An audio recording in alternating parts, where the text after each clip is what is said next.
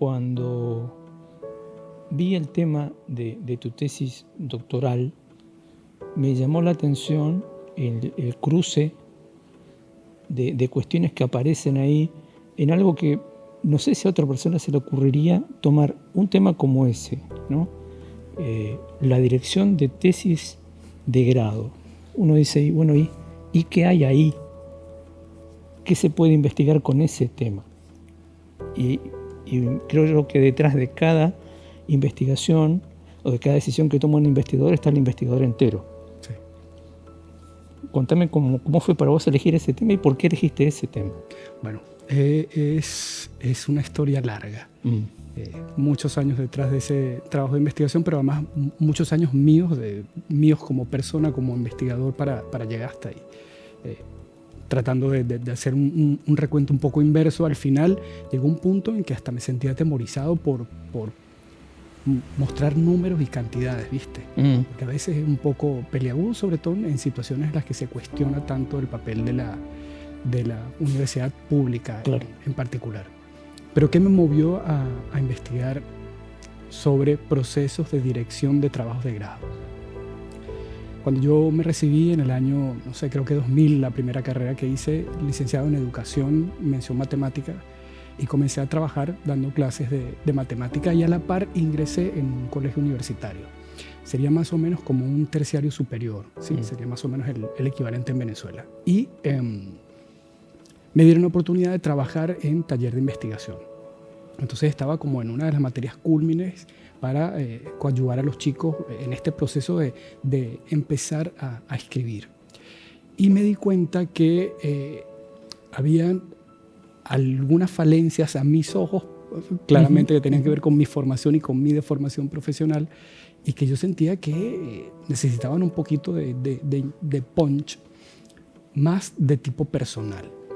Entonces comencé a reflexionar acerca de mi papel en esos procesos. Empecé entonces también a dirigir, ya salí de la materia como tal solamente y empecé a dirigir porque habían chicos y chicas que quedaban enganchados con la forma en la que habíamos trabajado, querían continuar y los iba acompañando. Y dije, hay algo que los libros no nos están diciendo que tiene que ver como con un acompañamiento como, no quiero decir de espíritu para no sonar muy filosófico ni metafísico, pero sí como algo más anímico, ¿viste? Como algo más que no podemos explicar a través de un libro ni de un proceso. Entonces, bueno, allí comenzó mi carrera y dije, mi carrera en esto, y dije, lo que quiero por ahora es hacer una maestría en metodología de la investigación. Porque sí, siento que hay que acompañar, que hay que coescribir, coadyuvar. Necesito todavía más herramientas. La licenciatura te da, pero faltan todavía. Entonces me fui a México a hacer una maestría en investigación y desarrollo de la educación. Tuve profesores increíbles, maravillosos, mucha metodología, sobre todo en ciencias sociales. Estudié en una universidad, además tuve la oportunidad de estudiar en una universidad con un gran espíritu humanista, la Universidad Iberoamericana en la Ciudad de México. ¿Mucha influencia del pensamiento francés en México? Sí, bastante.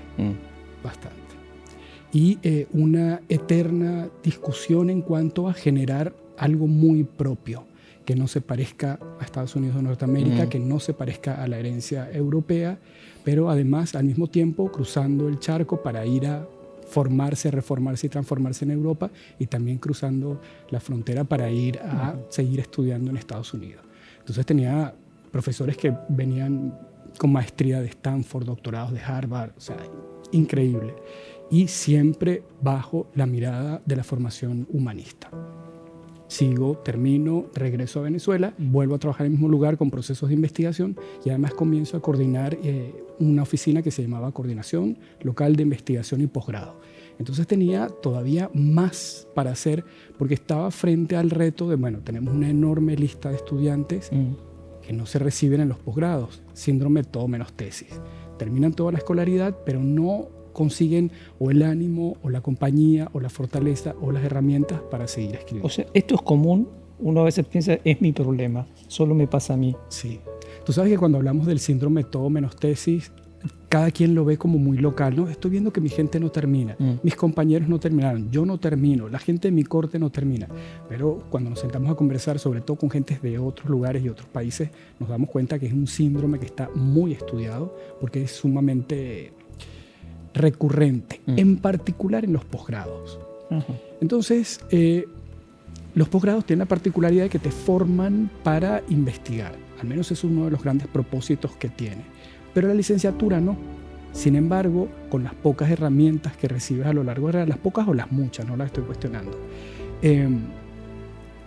al final tienes que recibirte o deberías recibirte en casi todos los casos con lo que luego llaman tesis, tesina, proyecto, monografía, etc. Entonces, bueno, vamos de vuelta a lo mismo. Ahora tenemos gente que está repitiendo la experiencia de no terminar su carrera por no terminar su trabajo final de grado en licenciatura, donde además hay menos elementos para concluirla porque no es una de las finalidades últimas de las carreras de licenciatura.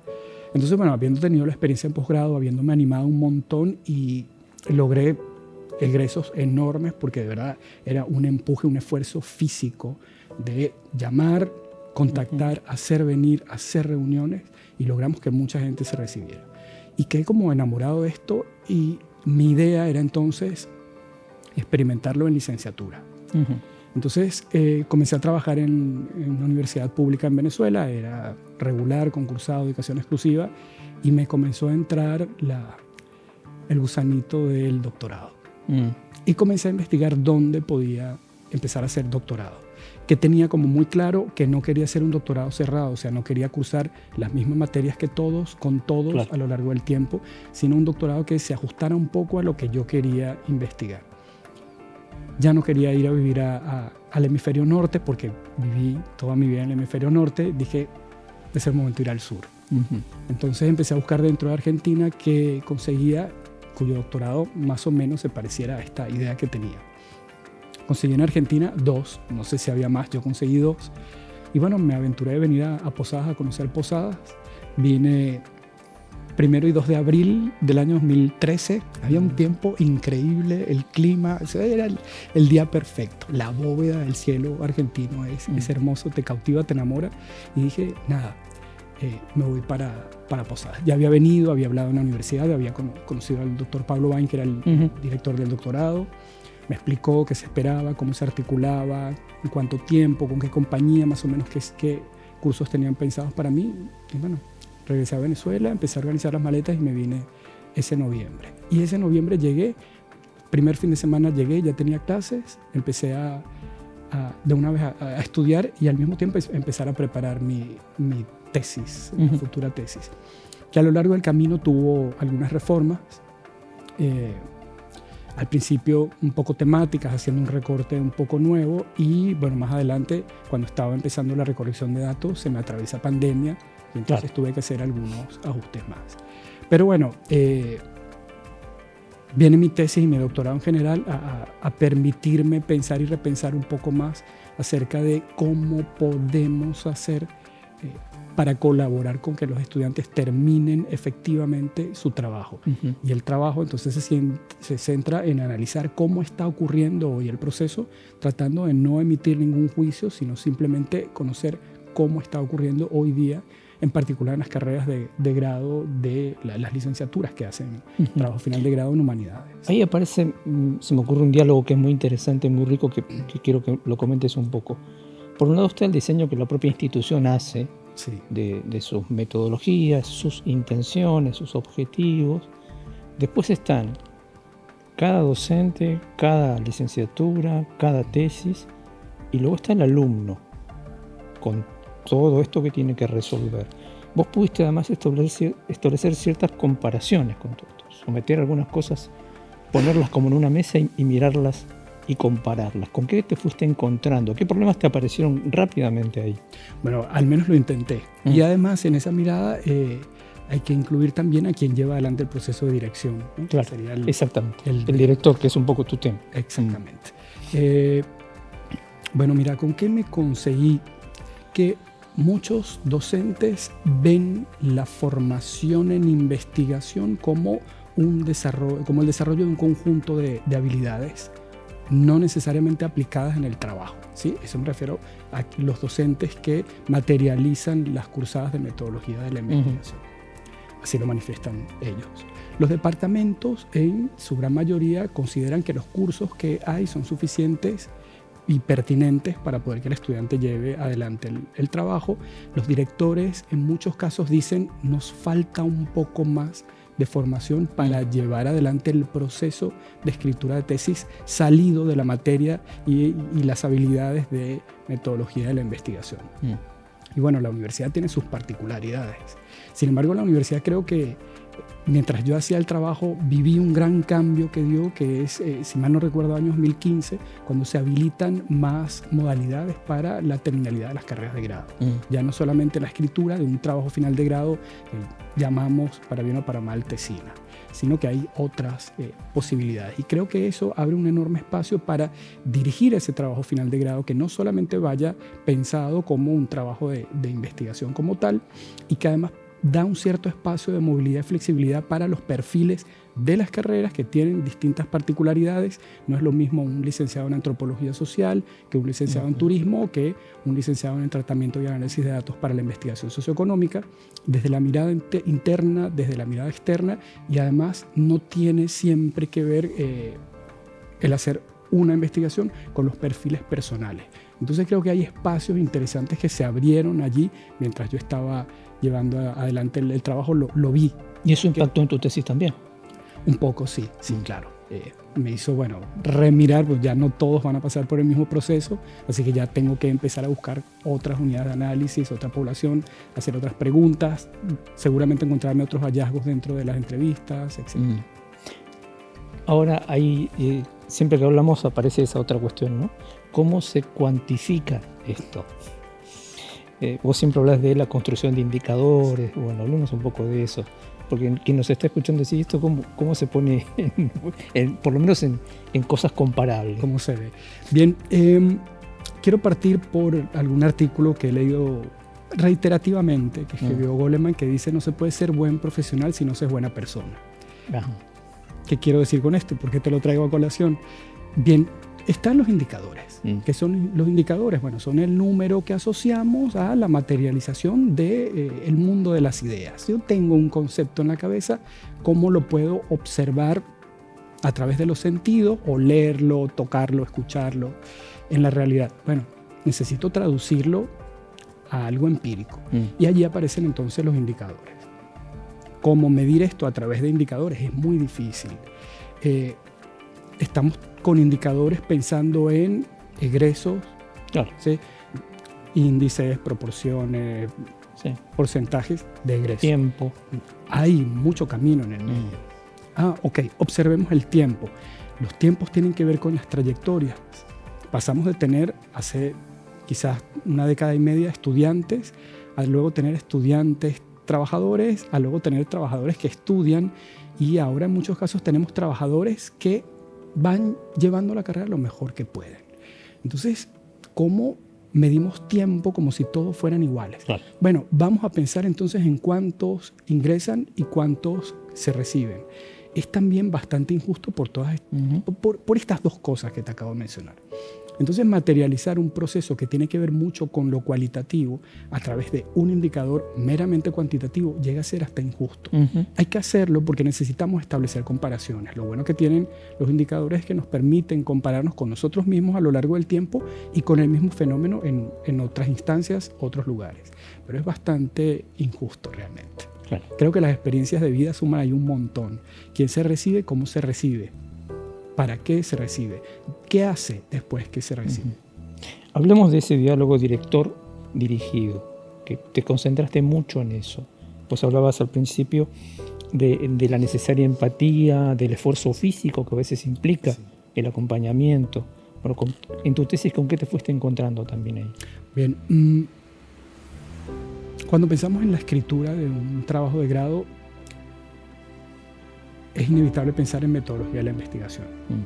Pero mucho más allá de eso está entonces lo que tiene que ver con aspectos personales, porque es materialicemos eso que aprendiste en metodología, que es simplemente un conjunto de pasos que te van a explicar cómo transparentar y cómo objetivar lo que hiciste para que otro lo pueda ver, replicar, falsear, ampliar, etc.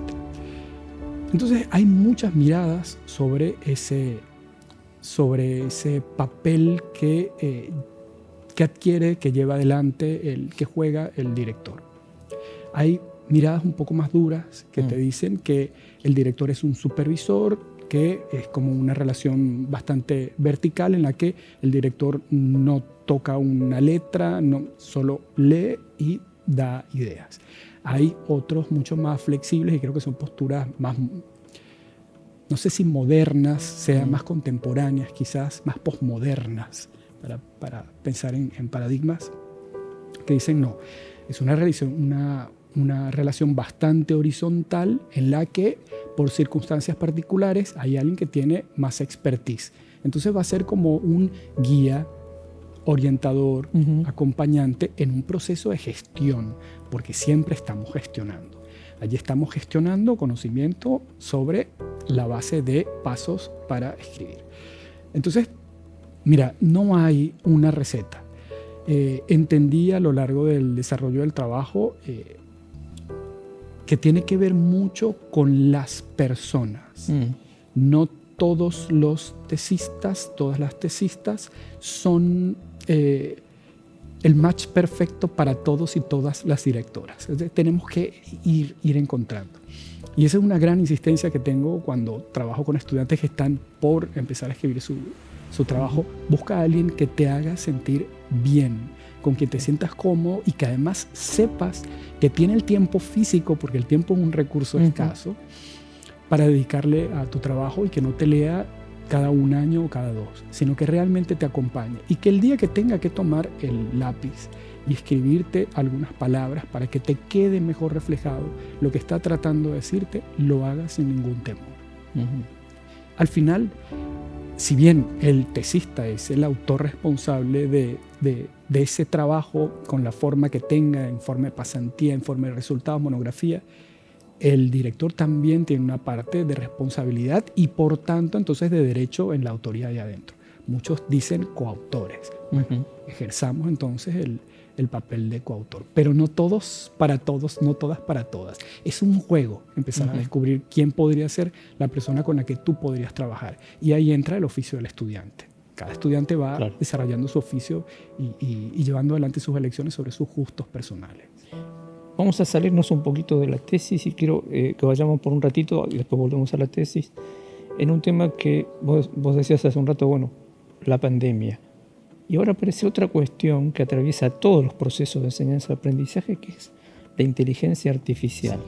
Yo tengo entendido que eso no llega a ser tratado en tu tesis, pero es un problema o es un tema que está presente todo el tiempo cuando uno da clases o cuando uno corrige un trabajo, incluso cuando uno acompaña a un tesista. Sí, por suerte terminé la tesis antes del boom de la inteligencia artificial. Si no hubiera sido... Otra tesis. Sí, y unos años más en el desarrollo del trabajo. Mira, esto es una postura muy personal. La inteligencia artificial llegó para quedarse. En algún momento nos peleamos con la calculadora, en algún momento se habrán peleado con la regla de cálculo, en algún momento nos peleamos con el computador, en algún momento nos habremos peleado con Internet y la enorme información que hay en los repositorios y que hay fuera por ahí regada, que no es realmente científica ni que hace aportes interesantes ni importantes. Nos podemos pelear todo lo que nosotros querramos. Siempre va a estar allí. Yo creo que parte de nuestro proceso en la coescritura de los trabajos o en la dirección de los trabajos o en la formación de estudiantes para más adelante ser autores de trabajo tiene que incorporar la inteligencia artificial. Entonces es un enorme desafío porque tú vas leyendo y cada semana ves un curso nuevo que se ofrece como nuevo con relación al curso anterior para desarrollo de habilidades con el uso de la IA. Cada día una herramienta que es la nueva sobre la nueva que ya había la semana pasada. Entonces es una velocidad que crece exponencialmente, que es vertiginosa y en la que muchas veces no sabemos cómo sumarnos. Para mí es un enorme desafío porque trato de ir al día, pero no puedo llegar al ritmo con el que crece la IA. Voy intentando hacer lo que puedo e ir incorporando las herramientas que puedo, pero definitivamente no me voy a cegar con el hecho de que está la IA y llevar a los estudiantes simplemente con el libro y hacerlo a la forma tradicional. Cuánto incorporemos, yo creo que hay que abrir puertas y empezar a escuchar seguramente los estudiantes, seguramente no, de hecho los estudiantes y las estudiantes nos comienzan a traer cosas que nos van sorprendiendo a nosotros. Bueno, hay que incorporarla. La inteligencia artificial creo que está en ese sentido para hacer un enorme trabajo mecánico. Nos ayuda a buscar fuentes, nos ayuda a organizarlas, establecer redes, nos puede dar sugerencias en cuanto a redacción, pero el valor agregado lo damos nosotros como sujetos. Claro. Entonces tiene que estar supeditada a nosotros, o tiene que ser un acompañante, o tiene que ser un crítico, o tiene que ser un lector, pero no puede ser el escritor del trabajo, porque hemos visto que esas experiencias no terminan bien. Tal cual. Aunque no estén en mi tesis. Aunque no estén ahí. Hablando de la tesis, para volver a ella y cerrar, la academia dice, ¿no?, que un trabajo de investigación de esta naturaleza tiene que hacer un aporte. Desde tu mirada, ¿qué aportaste con esta investigación? Bueno, primero a mi propia reflexión, ¿sí? Que quizás sea lo menos importante para muchos, pensando en objetivar y hacer objetiva la investigación.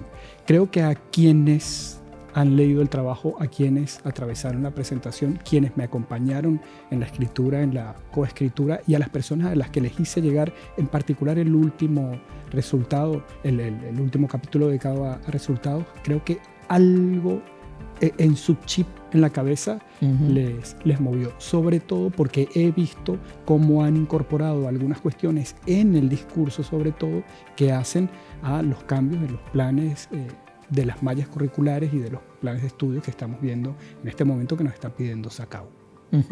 Tomando nota de que, como decíamos recién, ahora hay un vértigo que te obliga a repensar todo el tiempo las prácticas.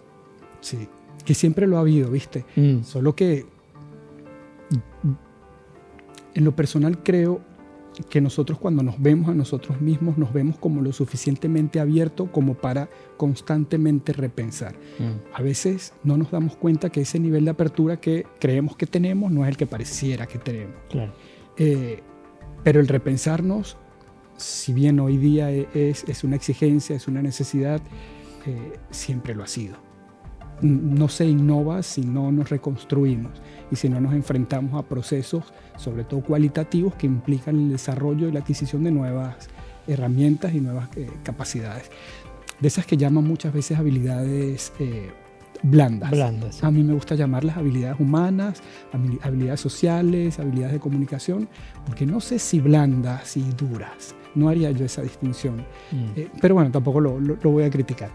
Creo que tiene mucho que ver con eso. O sea, me enfrento siempre a pensar y repensar. Ahora es un momento en el que exigentemente lo tenemos que hacer. Pues siempre ha sido una exigencia.